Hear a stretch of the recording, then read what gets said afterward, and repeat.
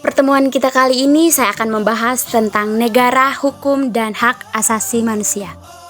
Dengan saya, Maria Amelia Karmelita Moong dengan NIM 2301060014, Prodi Pendidikan Kimia, Universitas Nusa Cendana Kupang. Indonesia sebagai negara hukum.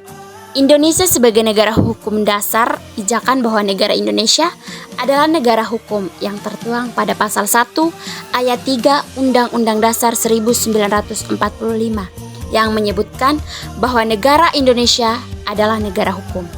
Sebelumnya, landasan hukum di Indonesia ditemukan dalam bagian penjelasan umum Undang-Undang Dasar 1945 tentang sistem pemerintahan negara, yaitu sebagai berikut.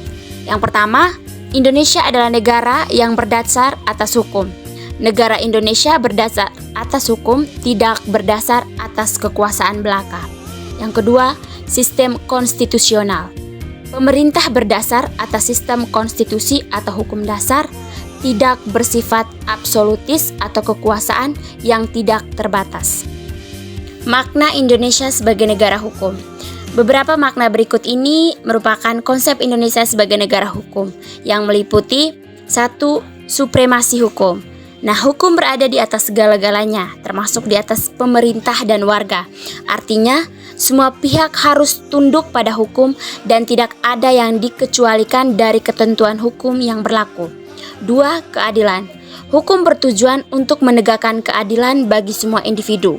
Hal ini mencakup perlakuan yang adil, penegakan hak-hak asasi manusia, serta penegakan hukum yang berkeadilan bagi semua lapisan masyarakat.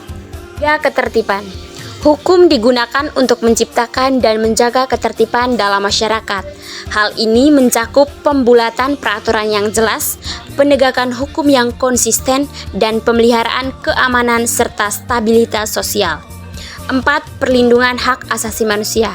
Sebagai negara hukum, Indonesia bertanggung jawab untuk melindungi hak asasi manusia setiap individu sesuai dengan konstitusi, hukum internasional, dan prinsip-prinsip hak asasi manusia yang diakui secara universal.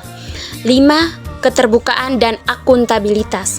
Hukum memberikan dasar bagi keterbukaan dan akuntabilitas dalam menjalankan pemerintahan, termasuk melalui mekanisme transparansi, pertanggungjawaban publik, serta penegakan hukum terhadap tindakan korupsi dan penyalahgunaan kekuasaan.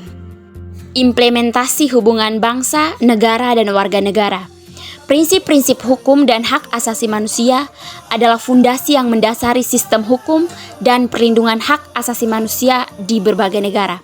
Berikut beberapa prinsip utamanya. 1. Keadilan. Keadilan dapat menjamin perlakuan yang adil dan setara bagi semua individu di bawah hukum. 2. Kesetaraan.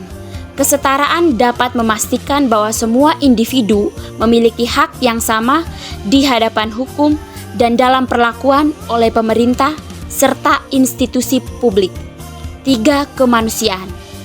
Kemanusiaan merupakan penghormatan martabat manusia dan dapat melindungi hak-hak dasar yang melekat pada setiap individu.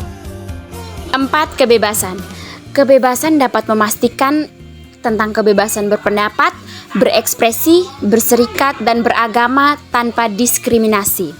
5. Kepastian hukum. Kepastian hukum dapat menjamin bahwa hukum berlaku secara jelas, konsisten, dan dapat diprediksi. 6. Keterbukaan.